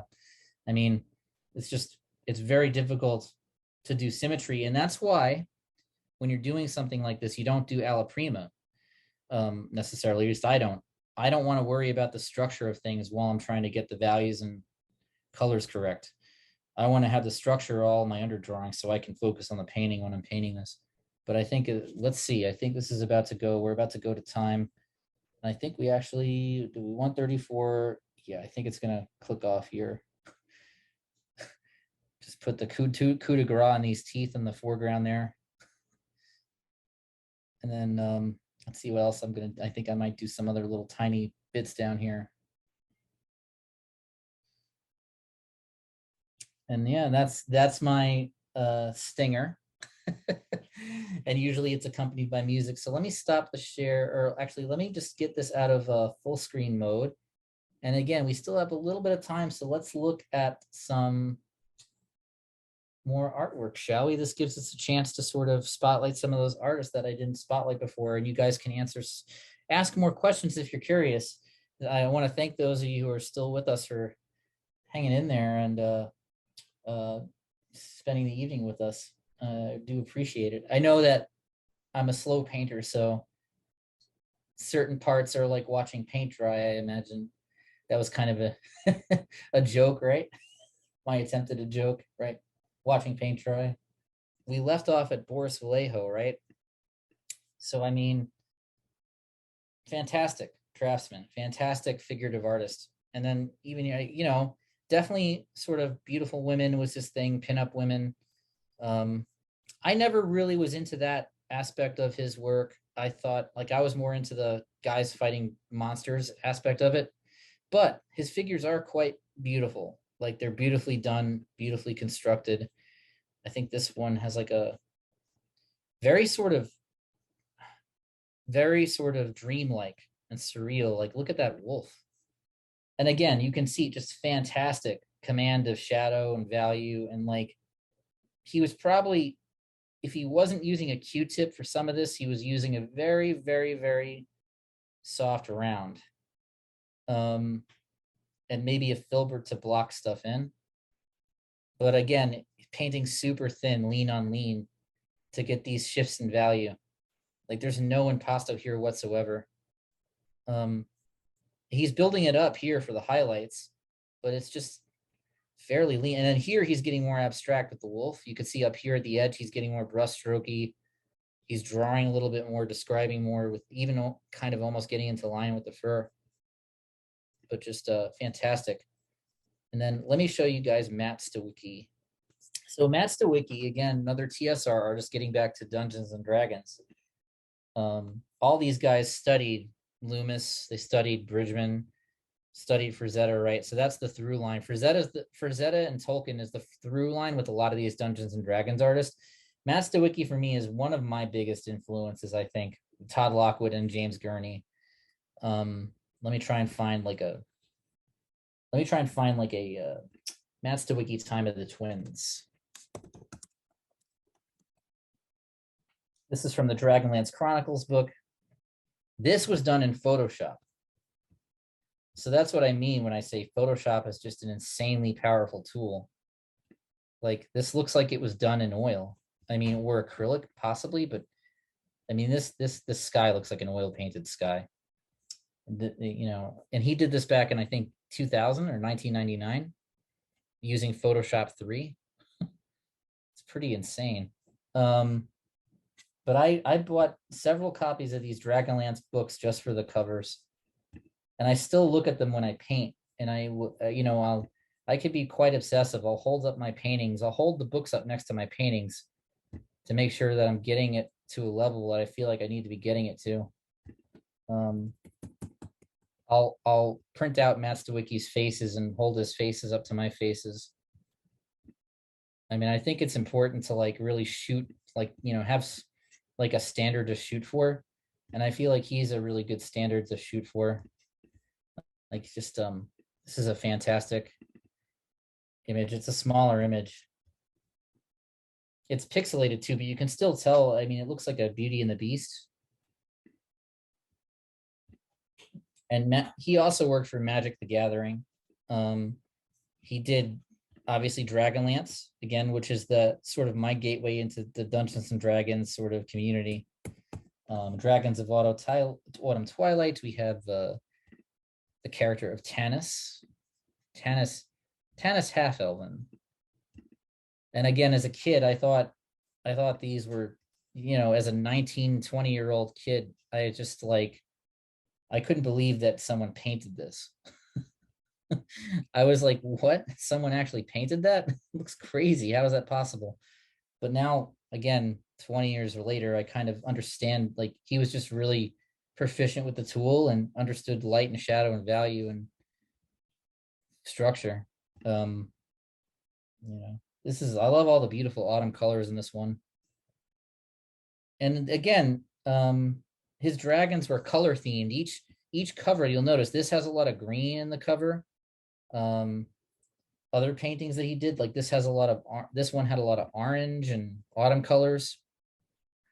Yeah, so this is the Dragonlance Chronicles, was the first trilogy of books in the Dragonlance universe. Again, and this was Dungeons and Dragons' first attempt at a franchise back in the late 80s. They had, I think Larry Elmore was one of the, and Keith Parkinson and Clyde Codwell were all the original generation of Dragonlance artists, and then the guys that came right after them, Brom, Matt Stawicki, and others that I don't know as much, but I've seen their work, but I don't know enough to really discuss them.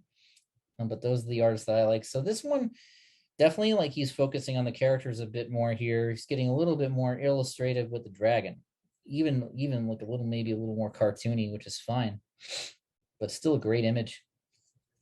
A lot of architecture in this one. This was a rough one to do. This is rough, painting this structure in Photoshop, not to mention oil paint. It's just challenging. There's a lot of perspective going on, and this design probably took him forever.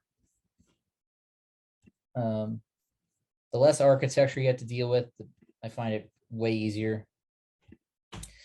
The more organic stuff you have to do, and the less inorganic against human figures that you need to do, the easier the image is going to be.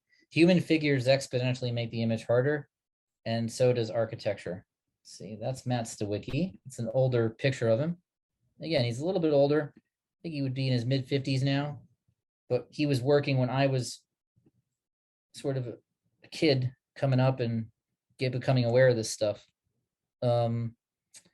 Takesis, the dragon goddess.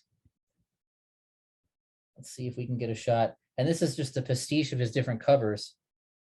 So you have Time of the Twins and another shot of Raceland here. And then you have the multiple-headed Takesis. She's sort of like a monster, the main antagonist of Dragonlance. And my D&D, I want to make sure that I took notes because I want to make sure I'm accurate with my D&D history. Because again, I'm coming at it from just the Dragonlance, being aware of it from that angle. Dragonlance was really my gateway into D&D proper. That and Magic, because Magic acquired TSR in the 90s. Let's go to, we've gone over Braun, we've gone over Parkinson. And again, rest in peace, Mr. Keith Parkinson. He unfortunately passed away in 2005 with leukemia. So such a tragedy because he was a fairly young artist. So, but his legacy lives on, right, in his wonderful artwork. So we did Larry Elmore. I think we did Clyde Caldwell. Oh no, let's go to Larry Elmore. I don't think we did Larry Elmore. So Larry Elmore is another, well, I think we might have briefly looked at him, but it's very controlled, sort of similar to Keith Parkinson. I wish I had some shots. I do have some shots of, that's a shot of Larry now. You can see he's in his golden years now, enjoying his retirement, but he still does shows, it looks like. And he's earned it, right? That's probably one of his most famous pieces. This was an iconic piece. Even I remember this piece being in the comic shop and seeing this painting.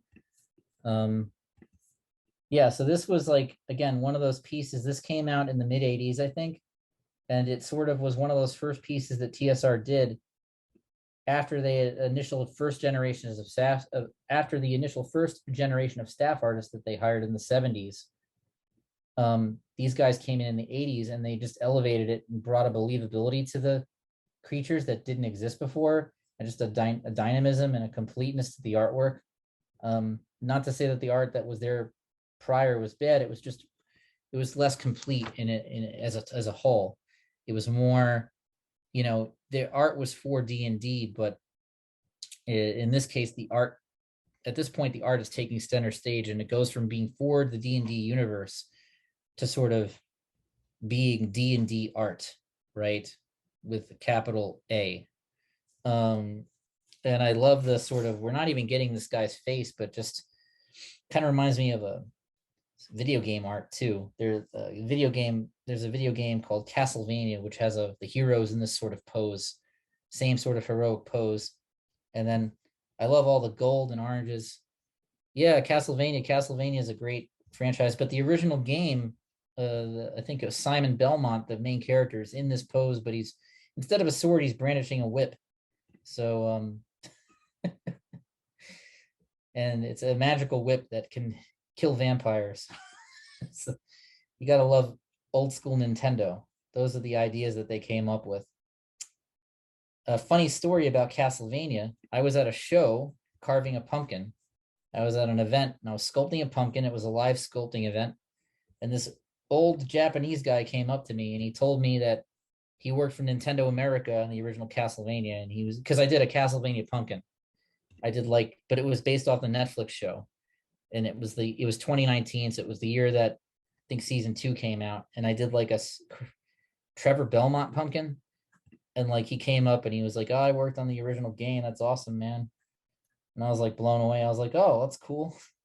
He was just walking the show. I think he was older. He must have been in his late 50s, early 60s. Who's this? This is Larry Elmore. And this is fantastic work. He works 18 by 24, so he doesn't work terribly big. I mean, neither do I. That's a tiny image, unfortunately. And again, the other talk I did last year was on Sid Mead, the concept artist for Blade Runner. Ayami Kojima was clever. Yes. Yeah.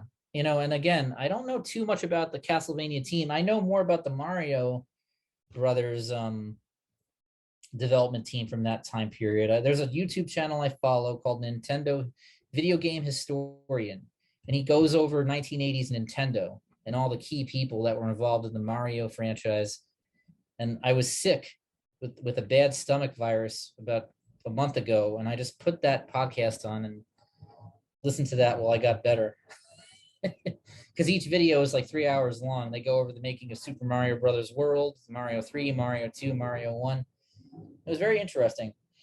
This, going back to Rosetta for a moment, was Rosetta's most famous piece. It was called The Death Dealer. And they made a comic book out of this thing. They made they're trying to get a movie made, I think. I think the Rosetta estate is trying to get a movie made about this. But the piece is called Death Dealer. And it's basically, a classic revenge story. This guy, it's sort of like the Punisher, right? But if the Punisher existed in the Middle Ages, a farmer loses his, family to an evil Dark Lord. Dark Lord, kills his entire family, and then the farmer ends up swearing revenge. He won't rest until he's avenged his family, and he gets this magical power and turns into the Death Dealer. So that's sort of the plot of the Death Dealer, basically, in a nutshell, sort of the elevator pitch. But classic revenge, Count of Monte Cristo, right? Sort of revenge story, which is Count of Monte Cristo is another great story, but just in that sort of tradition, right? Like the hero seeks revenge and then at some point turns into the thing that he's fighting against, right? I guess that's the theme, right? He realizes it before the end. This is the Death Dealer 2, I think. There's 4 or 5 of these in the series. And again, Brahm, another D&D artist, heavily influenced by Rosetta, which you could probably see. This is Death Dealer 4. I feel like this is one of my favorite ones that he did because of the movement. There's so much movement going on in these pieces. That's him in the 50s or 60s, I think.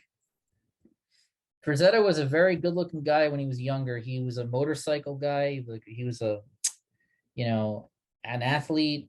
So he definitely, had his being an athlete and being sort of conventionally handsome, he was able to kind of pose himself for a lot of his stuff. And he was also able to have an understanding of the body and how the body moved, is because he came out of being like a sportsman. But yeah, let's go here. Let's Boris, we've done Stowicki, Elmore, Clyde, Todd Lockwood. Let's look at some Todd Lockwood as in the last remaining 10 minutes here. So Todd Lockwood, born in 1957, I think. Another guy a little bit older than Brahm and Matt Stowicki, but still sort of in that crop of artists that came in right after Larry Elmore, Clyde Cadwell, and Keith Parkinson, and really he took what those guys were doing in the 80s with dragons and he brought it up to another level. Like you can see, he's a guy that does a lot of preliminary sketching, and he takes his paintings to various levels of finish. So it looks like here this could be gouache, could be oil, could be a combination of just a mixed media. It looks like maybe pen, ink, possibly, gouache or oil on paper, on prime paper. It's hard to tell really with some of these, to be honest, with his work, but you can see the anatomy, right? The referencing of the cats, the referencing of mongooses, dogs. Like this looks like he referenced a dog for this particular one. Let me do Todd Lockwood dragons to see if the Eponymous image comes up from the Atelier flyer. Yep, it's this one right here, and that's one of his dragons. You can see the anatomy, right? It's very there's a bat's wing, and then it connects directly into the shoulder and kind of goes into the leg. So he's making up these animals as he goes along, but just incredible. Doing some nice layering effects here to get the skin looking really reflective. Just really, really beautiful stuff. Very majestic looking. Kind of also maybe aquatic life. He's looking at some aquatic life. Ah, yes, Rosetta's luck was referenced often by students and staff. I think their work from a conference arts. Yeah, it's very, that's true. I mean, Lockwood, again, is someone I discovered late in life. I listened to a fantasy art podcast called One Fantastic Week, and they don't podcast anymore, but they're 2 very successful fantasy artists on there. And they interviewed Brahm, they interviewed Matt Stowicki and Todd Lockwood and all these guys, and I recognized their work from the 90s growing up. And so I was like, oh, I was able to put a face to a name. And so I looked at his dragons and I thought to myself, I need to be studying this guy and understanding his thought process, because he really innately understands creatures. Like he would have fit right in at Disney, this guy. I think, working on a film like The Lion King, who's the guy at Aaron Blaise, I think, is the concept artist for Disney that worked on The Lion King. Just again, you can see sort of the way he draws, and he's a little bit tighter.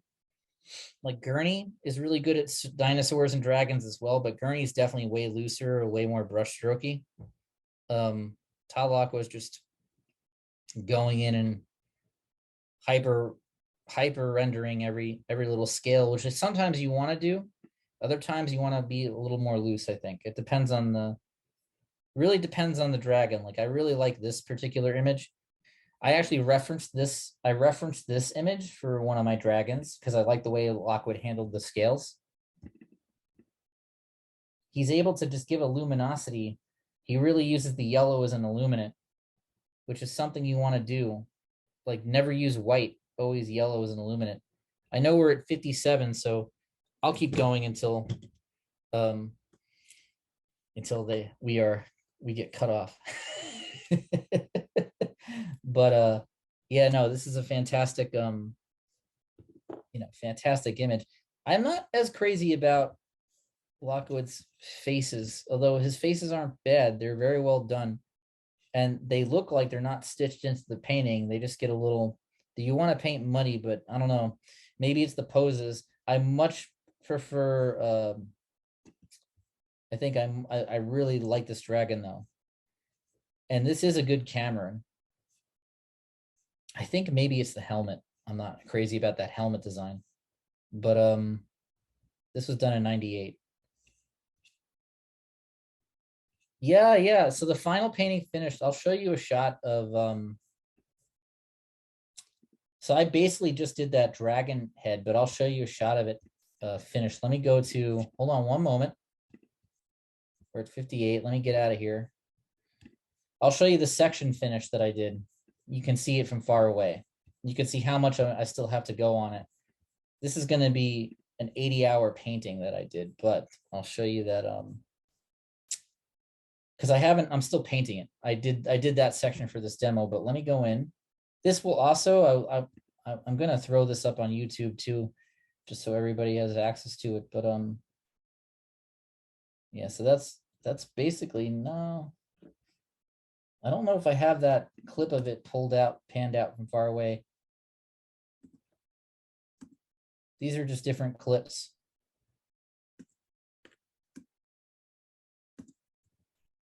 Yeah, I don't think I do.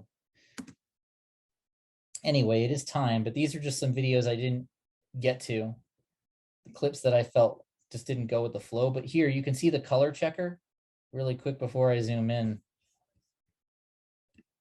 Let me just to see if you can see actually here what I'm doing is I'm scraping off. I put it up and I go 1-to-1. And then if that eye is still cockeyed right now, I go back later and I fix that left eye. But basically, that's why I step away generally after I do a painting. I step away and I come back 24 hours later to see if I missed anything. And then if an eye is off, I go and adjust it at that point. But yeah, that's my spiel. That's my story. I'm glad that you guys, seems like you guys had plenty of great questions. I'm glad that those of you who stuck with it found it beneficial. Yes, thank you for sticking with me and listening to my dog and pony show. It was really enjoyable to be with you guys tonight, talk about painting. I could just talk about this all day. So James, yeah, we really thank you for a wonderful talk as always. I just need to say that the next lecture and demo will be it'll be another painting demonstration by Lana Ballett, who paints with pastels, and it's called Summer Breeze, and that'll be July 14th. So look out for our emails about that and any other events. James teaches at the Atelier still, because he's in Vermont. Of course, it's online. Yes, but it's do online. check out his classes. They're all on our website, atelierflowerfield.org. So if you are interested in learning with James, please do. He is an excellent teacher. Yeah, thank you. We thank you very much, James. That was wonderful. Oh, I'm glad. Yeah. And it was nice catching up, Gabby. It was nice, talking to you again. I'm glad everybody down there is doing okay. So yes, indeed. And we all miss you. yeah. All right. Take care, everybody. Thank you very much. Thank you very much, everyone, for coming on. And this will be up on our website and also on our YouTube channel as well. So there are several places you can watch it. Okay, thank you and good night.